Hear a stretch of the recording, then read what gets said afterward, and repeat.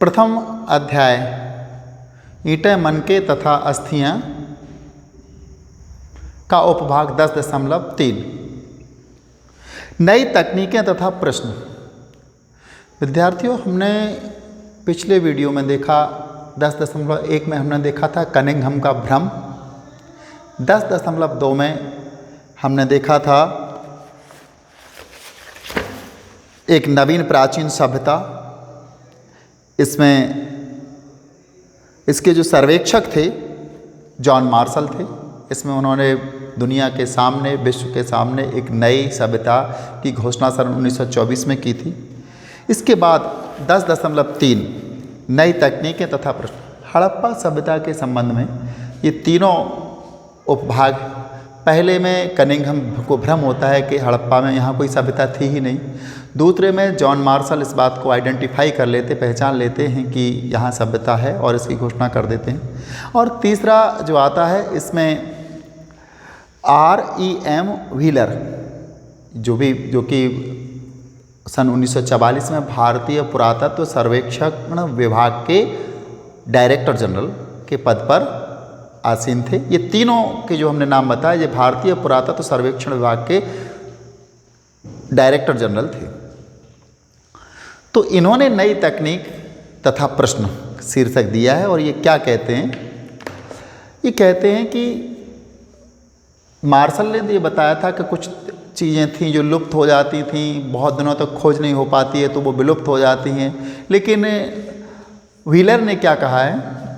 Wheeler कहते हैं 1944 में भारतीय पुरातात्विक सर्वेक्षण के डायरेक्टर जनरल बने R.E.M. व्हीलर ने इस समस्या का निदान किया। कौन सी समस्या का? चीज़ें लुप्त कैसे हो जाती हैं, विलुप्त कैसे हो जाती, कैसे इनकी खोज करनी। तो नई तकनीक का उन्हें इस्तेमाल करना था। इसके लिए उन्होंने क्या किया? व्हीलर ने पहचाना कि एक समान क्षैतिज इकाइयों के आधार पर, हम एक समान क्षैतिज इकाइयों का अध्ययन कर रहे हैं, हड़प्पा में करें, मोहनजोदड़ो में करें, कालीबंगन में करें, लोथल में करें, धौलावीरा में करें, राखी गढ़ी में करें, कहीं भी करें, एक समान जो क्षैतिज इकाइयों का हम अध्ययन कर रहे हैं, इसकी जगह हमें टीलों का अध्ययन करना होगा। टीले जो होते हैं उनमें परत विन्यास होती है। परत विन्यास, जो टीलों में परतें निकलती हैं, उन परतों में कुछ ना कुछ अलग दिखाई देता है और उनसे हम समानता देखते हैं। तो इन्होंने क्या लिखा? इकाइयों के आधार पर खुदाई की बजाय टीले के स्तर विन्यास का अनुसरण करना अधिक आवश्यक था। टीले का जो स्तर है उसके विन्यास का अनुसरण करना आवश्यक था, ऐसा व्हीलर ने कहा। साथ ही ये नई तकनीक थी। साथ ही सेना के पूर्व ब्रिगेडियर के रूप में उन्हें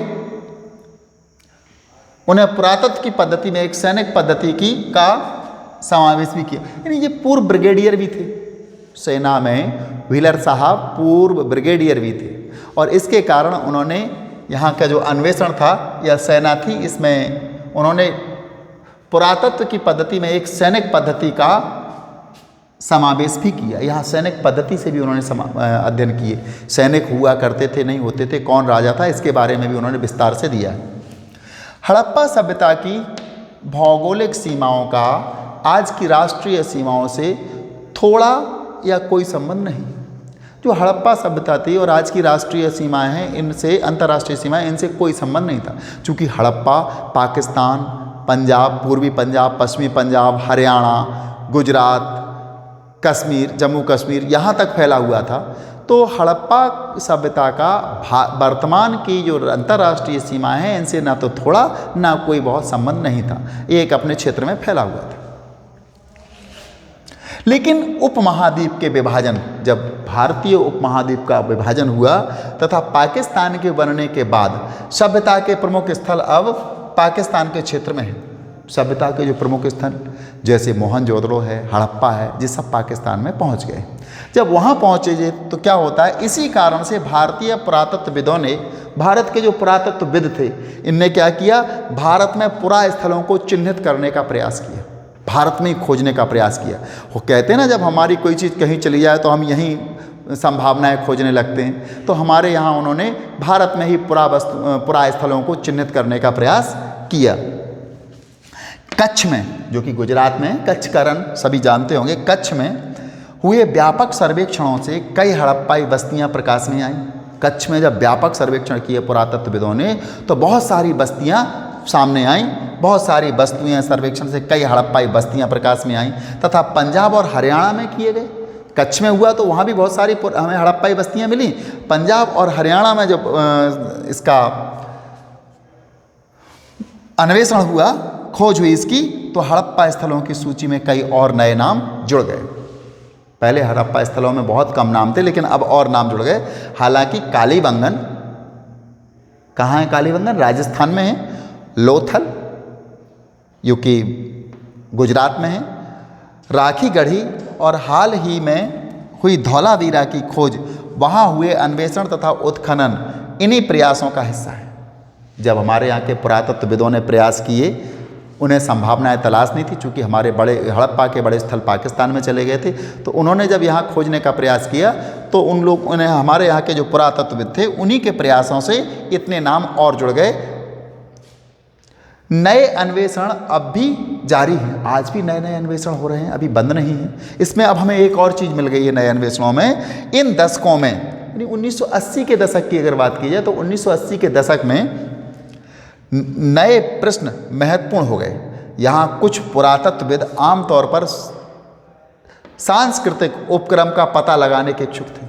कुछ पुरातत्व जो थे वो सांस्कृतिक उपक्रमों का पता लगाने में व्यस्त थे कि यहाँ की संस्कृति कैसी थी, क्या संस्कृति थी। वहीं कुछ और विशेष पुरास्थलों की भौगोलिक स्थिति के पीछे निहित कारणों को समझने का प्रयास करते। जो पुरास्थल इनके स्थापित क्यों हुए थे, क्या भौगोलिक कारण है। जैसे आपने बालाकोट है, लोथल है, ये देखा है कि समुद्र किनारे है, यहाँ शंख प्राप्त होता था और यहाँ शंख से शिल्पकारी की जाती थी, इसलिए यहाँ स्थापित था। तो ये पुरातत्वविदों ने ये भी जानने का प्रयास किया कि ये जो पुरातत्व स्थल हैं इनके स्थापित होने के पीछे कारण क्या थे। वे पुरावस्तुओं रूपी निधि से भी जूझते हैं। पुरावस्तुओं की जो निधि है उनके पास, उससे जूझते हैं और उनकी संभावित उपयोगिता